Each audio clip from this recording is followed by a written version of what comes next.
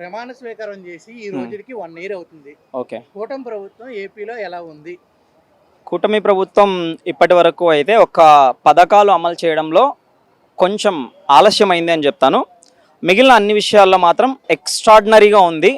And నేను 2019 నుంచి 2024 వరకు జగన్ గారు సీఎంగా చేయటం కూడా మంచిదే అనుకుంటున్నాను. ఎందుకంటే వెలుగు విలువ తెలియాలి అంటే ముందు చీకట్లో మనము పడే అవస్థలు తెలియాలి కాబట్టి వెలుగు విలువ ఇప్పుడు ప్రజలకు కూడా చాలా వరకు తెలిసింది. ఎందుకంటే జగన్ బయటకు వచ్చి ఏం మాట్లాడినా కూడా భయంకరంగా ట్రోల్ చేస్తున్నారు. అంటే జగన్ ఎలాంటి వ్యక్తి అనేది దాదాపు 60% మందికి జనాలకు తెలిసిపోయింది. ఓవరాల్గా 1 ఇయర్ గవర్నమెంట్ అయితే చాలా సాటిస్ఫైడ్గా అనిపించింది నాకు. ఎందుకంటే పథకాల కంటే ఎక్కువగా కూడా అభివృద్ధి పైన ఫోకస్ పెట్టారు. అమరావతిని చాలా ఫాస్ట్గా చాలా వేగం చేశారు. పోలవరంలో ముఖ్యంగా అన్నింటికంటే ఎప్పుడు కూడా మనము గమనిస్తూ ఉంటాము. ఎప్పుడు కూడా మనం గమనిస్తే పోలవరంలో అంటే మనకి నిర్వాసితులు ఉంటారు కదా, వాళ్ళకి డబ్బులు పడింది. 6,63,000 సంథింగ్ పడింది. అది మోస్ట్ ఇంపార్టెంట్ థింగ్. మనము జనతా గ్యారేజ్ మూవీలో చెప్పినట్లుగా మీ పని మీరు డెవలప్ చేసుకొని ఫ్లాట్లు వేసుకొని మీ దారిని మీరు వెళ్ళిపోతారు, తర్వాత పేదవాళ్ళు ఎలా అన్నట్లు ప్రతి ప్రాజెక్టులో జరిగేది అదే. ఫైనల్గా నిర్వాసితులకి డబ్బులు ఇవ్వడం అనేది ఎప్పుడో జరుగుతుంది. ఒకవైపు కన్స్ట్రక్షన్ ఏమో స్టార్ట్ అయిపోతుంది, జరుగుతూ ఉంటాయి. కానీ నిర్వాసితులకు డబ్బులు ఇవ్వడం అయితే అనేది ఏదైతే ఉందో, సో పక్కా ప్లానింగ్ ఉంది, మన హయాంలో కంప్లీట్ చేస్తామనే కాన్ఫిడెన్స్తోనే వాళ్ళు ముందు నిర్వాసితులకు డబ్బులు ఇవ్వడం అనేది చాలా ప్లస్ పాయింట్. నాకైతే చాలా బాగా నచ్చింది ఆ విషయం. ఇప్పుడు చాలా మందికి ఒక డౌట్ ఉంది, ఉపాధి కావాలా బ్యాంకులో డబ్బులు కావాలంటే ఏది కోరుకుంటారు జనం? ఉన్నారండి. అంటే ఇప్పుడు మనకి 2 రకాలు ఉంటారు. ఏంటంటే మనిషి యొక్క స్థాయిని బట్టి, ఆలోచన విధానాన్ని బట్టి ఉంటుంది. ఇప్పుడు ఉపాధి కోరుకునే వాళ్ళు అంటే ఆలోచన విధానము మనము ఇప్పటికి జరిగితే చాలే అనే విధంగా ఉందనుకోండి, వాళ్ళు మనకి సంవత్సరానికి ఒక 10,000 15,000 పడితే అమ్మ పేరుతో 15,000, నాన్న పేరుతో 15,000, పిల్లాడి పేరుతో 15,000, 45,000 ఏదో ఒకలాగా కాలం గడుస్తుంది అనే వాళ్ళు ఏంటంటే వాళ్ళు ఉపాధి కోరుకోవటం లేదు. అంటే వాళ్ళ నెక్స్ట్ జనరేషన్ కూడా రాజకీయ నాయకులపైన ఆధారపడేలాగా ఉంటుంది.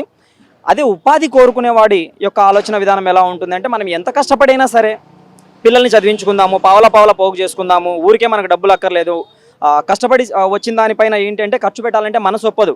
అంటే ఏంటి, సెల్ ఫోన్లు కానీ ఇలా దుబారాగా సౌకర్యాల కోసం ఖర్చు పెట్టాలంటే మనసు ఒప్పదు. పిల్లల చదువుకో ఇలాంటి వాటికి పర్ఫెక్ట్గా ఖర్చు చేసుకొని పిల్లల్ని పెంచుకుంటారు. అలా పెంచుకున్న వాళ్ళు ఉపాధి వస్తే బాగుంటుంది, మనోడికి ఉద్యోగం దొరికితే బాగుంటుంది అని కోరుకుంటారు. కాబట్టి ఉపాధి దొరకడం అనేది గొప్ప విషయం నాకు తెలిసి. బట్ 2 విధాలా ఆలోచించే వాళ్ళు ఉంటారు. మనకి ఇప్పటికి పని జరిగితే చాలే అనుకునే వాళ్ళు ఉంటారు. కానీ ఆ ఆలోచన విధానం వల్ల ఏంటంటే వాళ్ళ తరాలన్నీ కూడా నెక్స్ట్ జనరేషన్ కూడా అలాగే ఈరోజు జగన్మోహన్ రెడ్డి పథకాలు ఇచ్చాడు, నెక్స్ట్ వాళ్ళ పిల్లలు ఎవరో వచ్చి మనకు పథకాలు ఇస్తేనే మనం బ్రతకాలి అన్నట్లు ఉంటుంది. అలా కాకుండా ఉపాధి ఇస్తే నీ సొంత కాళ్ళ మీద నువ్వు నిలబడతావు. రేపటి కాలంలో మనం వేరే దేశాల్లో చూస్తున్నాం, ప్రభుత్వాల నుంచి వాళ్ళు ఏమీ ఆశించరు, విద్య వైద్యం ఈ 2 తప్ప ఏమీ ఆశించరు. అందువల్ల అవి డెవలప్డ్ కంట్రీస్ అయిపోయాయి. కాబట్టి ఉపాధి కోరుకోవడం కరెక్ట్ విషయం. పవన్ కళ్యాణ్ పాత్ర ఎలా ఉంది, ఎంతవరకు సపోర్ట్గా ఉంది? పవన్ కళ్యాణ్ గారి పాత్ర వచ్చేసి చాలా, అంటే నాకు తెలిసినంత వరకు, నేను చూసినంత వరకు చాలా బాగుందండి. ఇప్పటి వరకు ఏ ముఖ్యమంత్రికి కూడా ఒక సామాన్యుడి లాగా, ఫర్ ఎగ్జాంపుల్ ఒక సర్పంచ్ ఉన్నాడు అనుకోండి, ఊర్లో రోడ్డు ఎలా ఉంది అనేసి ఆ ఊరికి వెళ్ళి చూస్తాడు. కానీ ఈయన వచ్చేసి ఉప ముఖ్యమంత్రి స్థాయిలో ఉండి ఎక్కడో అడవి జనాలకి రోడ్లు లేవు అంటే అక్కడికి వెళ్ళి వాళ్ళని పలకరించి వాళ్ళకు బట్టలు చెప్పులు ఇవ్వడం దగ్గర నుంచి వాళ్ళకు రోడ్డు సౌకర్యాలు వేయించడం వరకు he's doing a fantastic job అని చెప్తాను నేనైతే. Pawan Kalyan is doing a great job. Okay, ఇప్పుడు ఓజీ హరిహర వీరమల్లో సినిమాలు వస్తున్నాయి. రాజకీయంలో ఉండి సినిమాలు చేయడం కరెక్టా, లేకపోతే ఇలాగే సినిమాలు చేస్తూ ఉంటే ఎలా ఉంటుంది? ఇప్పుడు నేను ఒక చిన్న విషయం చెప్తాను. మాటిమాటికి జగన్ని తీసుకురావాలని నాకేమీ లేదు, కానీ జగన్ని తీసుకొస్తే చాలా క్లియర్గా అర్థమవుతుంది పాయింట్. ఇప్పుడు రాజకీయాల్లో ఉన్నానని చెబుతూ ఏదో ఒక ప్రాబ్లం వచ్చినప్పుడు ఆ ప్రాబ్లంని ఇంకొంచెం పెద్దది చేసి 10 నిమిషాలు అక్కడ ఉండి డైరెక్ట్గా వెళ్ళి బెంగళూరులో యలహంక ప్యాలెస్లో కూర్చునే వాళ్ళకంటే ఇటువైపు సినిమాలపైన ఫోకస్ చేస్తూ ఇటువైపు ప్రజల్లోకి వెళ్ళి వాళ్ళ కష్టాలు తెలుసుకుంటూ ఉంటే, సినిమాలు రాజకీయాలే కాదు ఇంకా వేరే వ్యాపారాలు చేసుకున్నా పర్లేదు, ప్రజల కష్టాలని చూస్తూ ఉండడం రాజకీయాల్లో ఉన్న వాడికి మొదటి కర్తవ్యం. ఆ కర్తవ్యాన్ని చాలా మంది కంటే బాగా నిర్వర్తిస్తున్నాడు పవన్ కళ్యాణ్. సో అతను ఎక్స్ట్రాగా సినిమాలు చేసుకున్నాడా ఇంకోటి అవన్నీ మనము మాట్లాడాల్సిన అవసరమే లేదు నన్ను అడిగితే. నిజంగానే ఏపీలో రెడ్ బుక్ రాజకీయం నడుస్తుందా? రెడ్ బుక్ రాజకీయం నడుస్తుందా అనే విషయము వచ్చేసి రెడ్ బుక్ రాజకీయం నడుస్తుందనే చెప్తాను, కానీ రెడ్ బుక్లో తప్పేమీ లేదని చెప్తాను నేను. రెడ్ బుక్ రాజ్యాంగం నడుస్తుంది, కానీ రెడ్ బుక్ అనేది చీడ పురుగుల్ని ఏరేయడం కోసం. ఇప్పుడు వల్లభనేని వంశీ ఉన్నాడు, వల్లభనేని వంశీ మాట్లాడిన మాటలు ఏంటంటే ఒక ఆడ మనిషిని నిండు సభలో అలా మాట్లాడతాడు ఎవడైనా. సో అలాంటి వ్యక్తులందరినీ, అంటే వాళ్ళు చీడపురుగులే కదా సమాజానికి చీడపురుగుల్ని ఏరేయడానికి రెడ్ బుక్ రాజ్యాంగం కావచ్చు, బ్లూ బుక్ రాజ్యాంగం కావచ్చు, ఎల్లో బుక్ కలర్ ఏదైనా కావచ్చు, ఒక రాజ్యాంగం సమాజంలో చీడపురుగుల్ని ఏరేసి అలా చెయ్యాలి అంటే, ఏదైనా తప్పు చేయాలి అంటే జనాల్ని భయపెడుతుంది అంటే అది మంచిదే, అది నడిచినా మంచిదే. రెడ్ బుక్ రాజ్యాంగం నడుస్తుంది అనుకుంటే నడవడం మంచిదనే చెప్తాను నేను. ఒకవేళ ఇలాగే నడిస్తే జగన్ 2.0 ఉంటది అనేసి అంటున్నారు, ఉంటదంటావా? వచ్చే అవకాశం ఉందంటావా? జగన్ 2.0 అనే డైలాగ్ మానుకుంటే ఫస్ట్ జగన్ 2.0 ఉంటుంది. ఎందుకంటే ఇప్పుడే ప్రతిపక్షంలో ఉన్నప్పుడు ఇలా భయపెడుతూ ఉంటే రేపేం జరుగుతుందో అనేసి జనాలు ఇంకా ఓట్లేయడం మానేస్తారు. జగన్ని నేను అభ్యర్థించేది ఏంటంటే, జగన్కి నేను శత్రువుని కాదు, ఎవరైనా సరే మంచి పాలన ఇవ్వాలి. నేను ఒక ఆంధ్రుడిగా కోరుకునేది ఆంధ్రాకి మంచి పాలన ఇచ్చే నాయకుడు ఎవరైనా సరే. సో జగన్ యొక్క నైజం మారాలి. ఏంటి అంటే పోయినసారి కేవలం సంక్షేమం మీద మాత్రమే ఫోకస్ పెట్టాడు, అభివృద్ధి పైన కూడా ఫోకస్ పెట్టాలి. రెండవది వచ్చేసి మూడు రాజధానుల పేరుతో 3 బిల్డింగ్లు కూడా కట్టలేదు. యాక్చువల్గా అంతకుముందు ఏవైతే టెంపరీ బిల్డింగ్స్ అని చంద్రబాబుని ఏదైతే ఎగతాళి చేశాడో అదే టెంపరీ బిల్డింగ్స్లో 5 సంవత్సరాలు ఆయన పరిపాలన సాగించాడు జగన్మోహన్ రెడ్డి గారు.